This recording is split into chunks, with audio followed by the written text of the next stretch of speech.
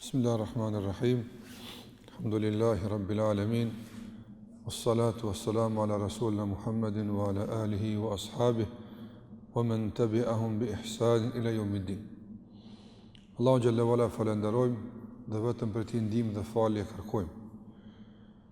Vazhdojmë edhe sot me lejen e Allahut të mënduar me disa porosi të cilat shpresojmë që të na bëjnë dobi edhe në përmirësimin e gjendjes tonë, edhe në përmirësimin e kualitetit të veprave tona, edhe të shërbejnë si një lloj përgatitje për takimin tonë me Allahun e Madhnuar.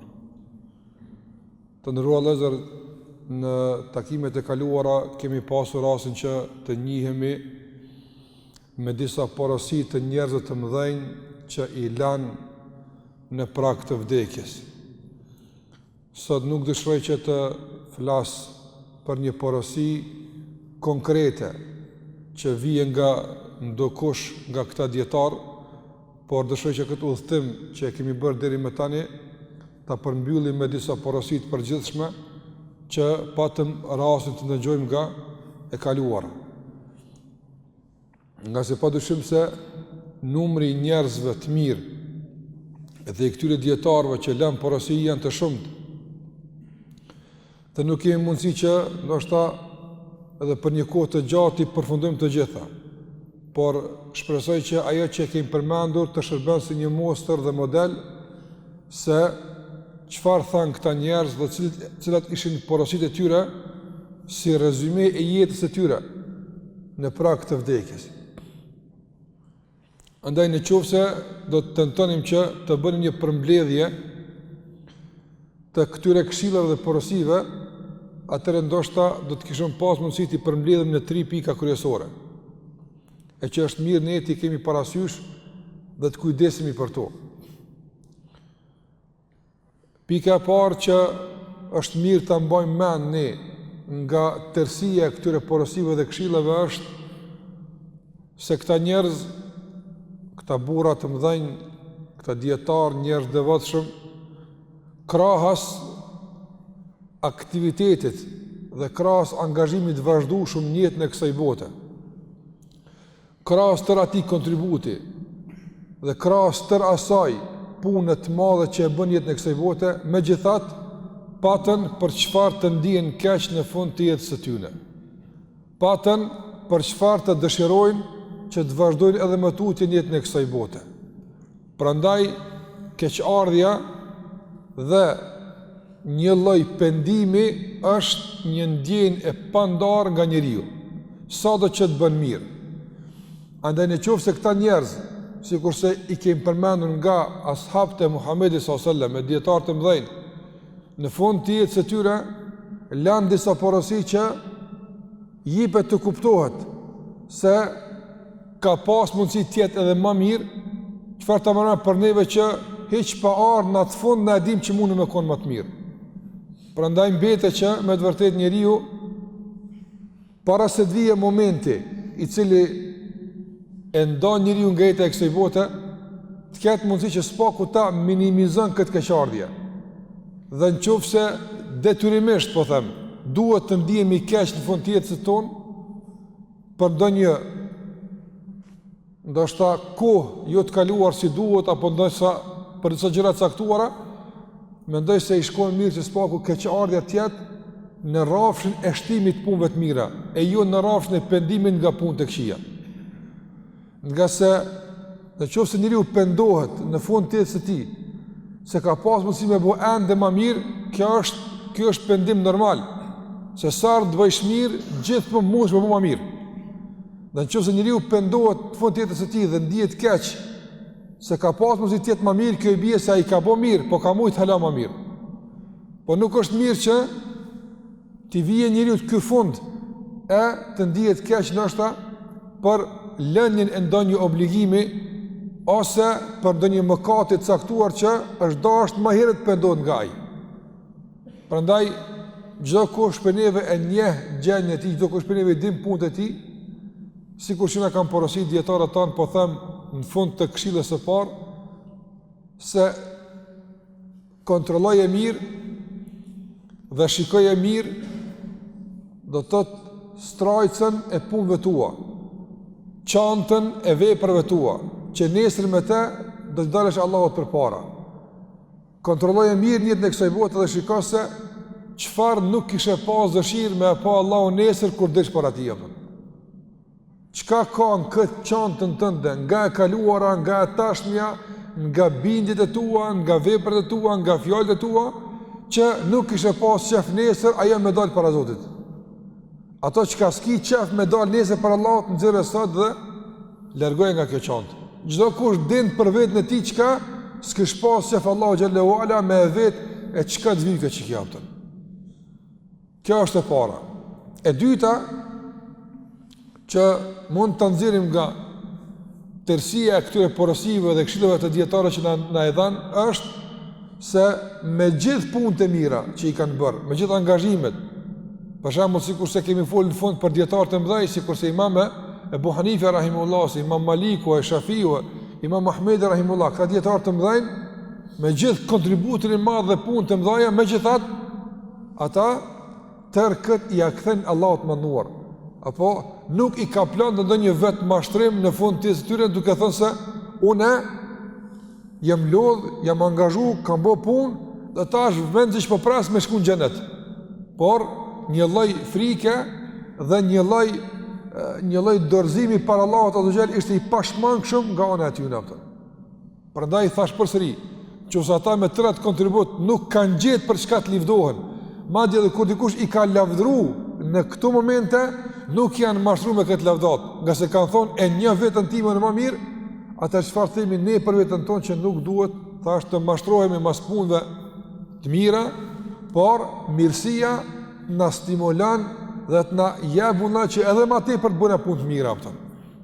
Dhe kjo është me të vërtetë një smundje që fatkeqësisht ka plan shumë për njerëz aftë, ku mashtrohen me disa punë të mira dhe mendojnë se kjo është ajo që u garanton tek Allahu shpëtim. Ne shpresojmë tek Allahu se me punë të mira shpëtojmë. Mirë po, kjo garancë nuk duhet që të jetë kapaku i punëve të mira.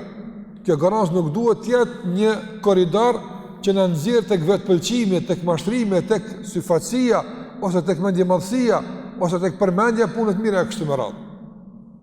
Andaj Sufjan al-Thauri rahimahullah ka qenë një dietar i madh, thot çdo punë që njerëzit kanë pas mundësi me mpa duhet bë, se kum llogarit punë të mira ato bën. Ajo punë e mirë u kon, po s'kum pasur më shumë të për shkak se frika që të preket nga syfaqësia dhe punë tjera të liga ka qenë shumë e mundshme.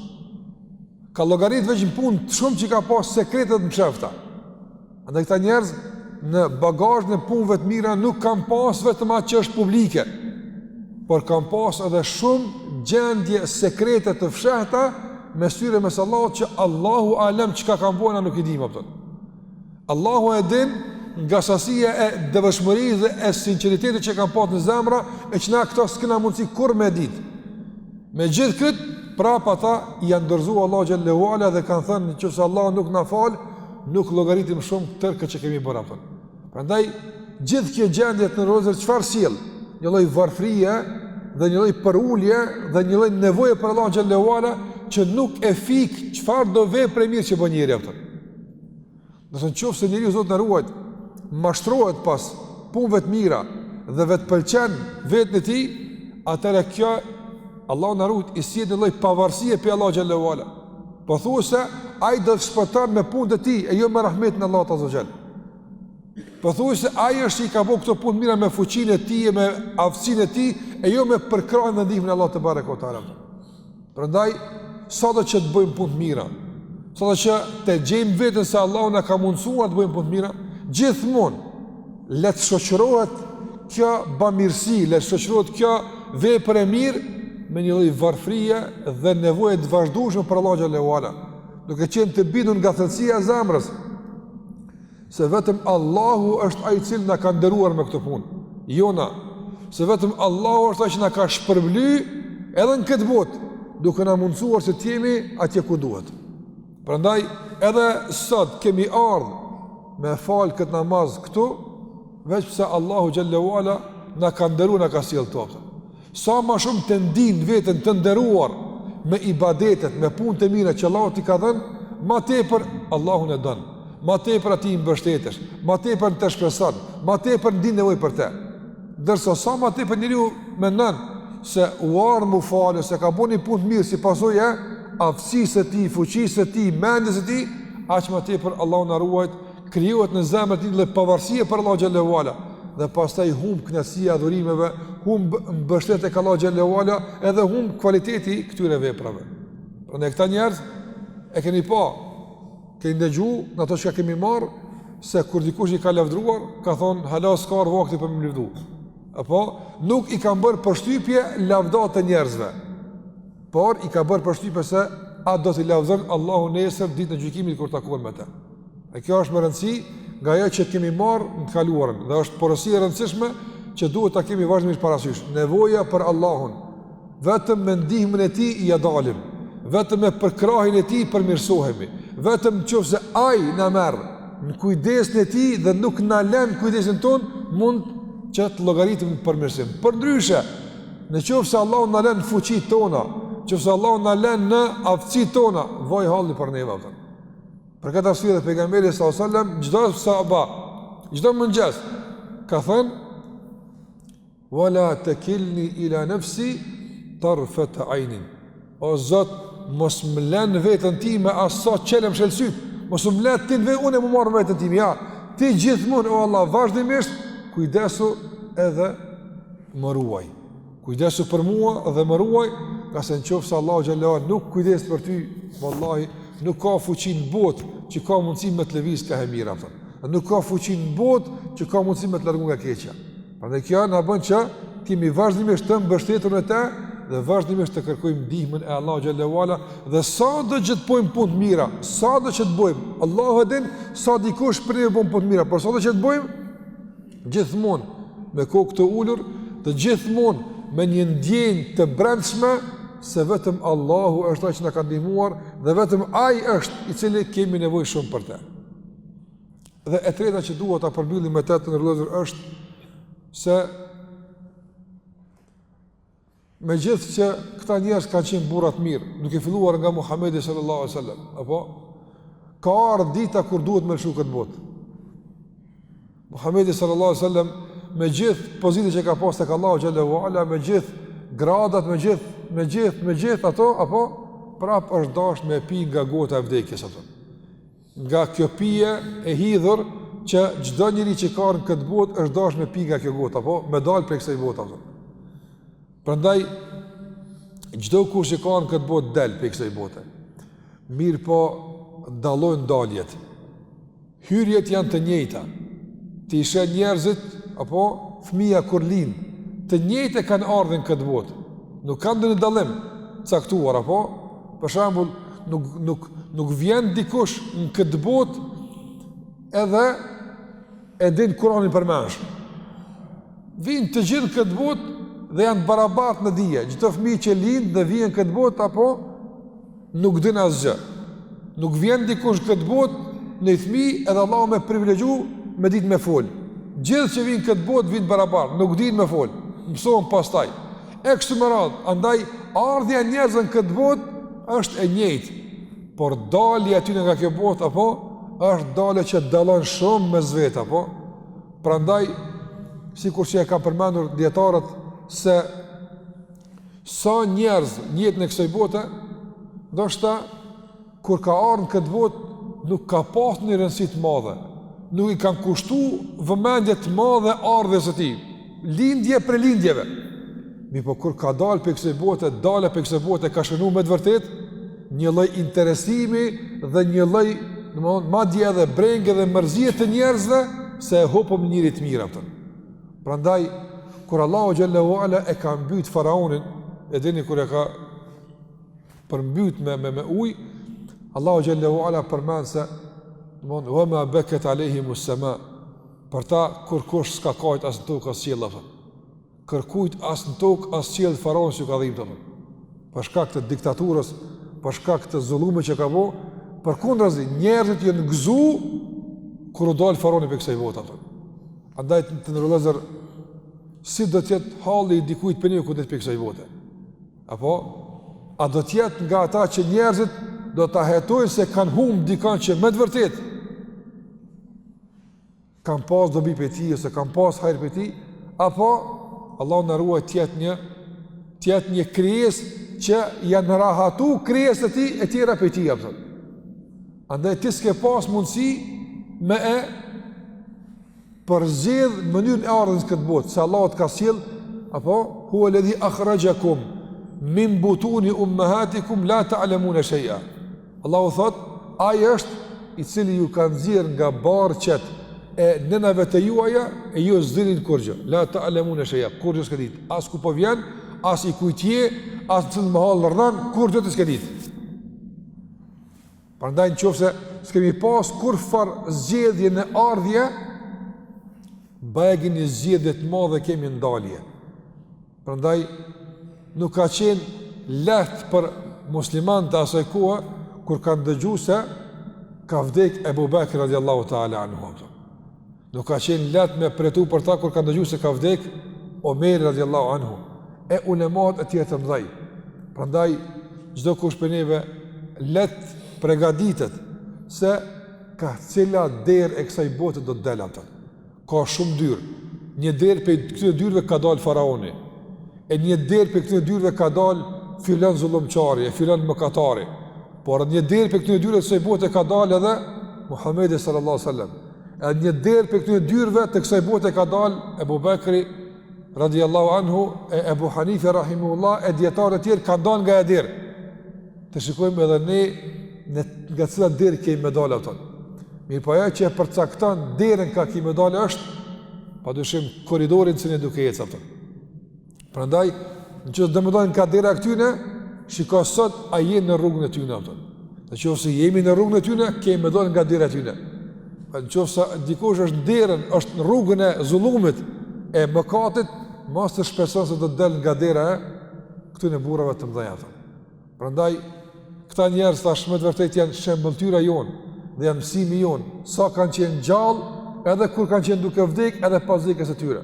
Ti marrim si shembull, dhe Allahun ta lutem që Allah të na bashkon me këta burra të mëdhenj, dhe Allah të na mundson që mësimet e tyre të jenë drejtim dhe udhëzim për ne në kësaj bote, dhe të lutem Allahun xhallahu ala që të na mundson të dalim nga kjo botë, nga e njëjta portë dhe derë që këta dolën. Dhe nesër Allah të na bashkon së bashku me këta burra të mirë. Ndoshta jo për shkak të punëve tona që kemi bërë sikur sa ata, por spaku për shkak të dashurisë që kemi pasur tyne. Nga se dashuria ndaj njerëzve të mirë është adhurim veti. Vetëse i ke dashur ta burra, ki sevap tek Allahu xhallahu ala. Andaj nëse nuk mundem me arrit shkallën e punëve të njerëzve të mëdhenj, sikurse cika të ashabëve e të këtyre dietarëve, sikurse i kanë përmend ulemat e mëdhenj, djetarin Ebu Hanife rahimullah, Maliku rahimullah, Shafiun rahimullah, Imam Ahmed rahimullah, nëse së bëhemi në punë ndjes sikurse këta, por spaku ti dojmë, spaku ta lutim Allahun që Allah me ta të na bashkon apo. Dhe mendoj se këto tri janë porosi të rëndësishme krahas shumë dobive tjera që dalin nga mësimet dhe porosit që këta burra të mëdhenj i lanë në fund të jetës së tyre. Allah na mundsoj që të kemi përfundim të mirë në kësaj bote. Allah na mundsoj që të pendohemi para se të vijë koha kur pendimi nuk bën dobi. Dhe Allah na mundsoj që vazhdimisht jemi në shtim të punëve të mira dhe na bashkoft Allahu me burra të mirë, me të dërguarin ton, të dashurin ton Muhammedin sallallahu alaihi wasallam, ashabët e tij, dietarët e tjerë të mëdhej, dhe Allahu na mundsoj që të kemi përfundim të mirë në kësaj bote dhe dalë faqebar nesër për Allahu të mënduar. Allahu i shpëlbeft. وصلى الله على محمد وعلى آله وصحبه وسلم تسليما كثيرا.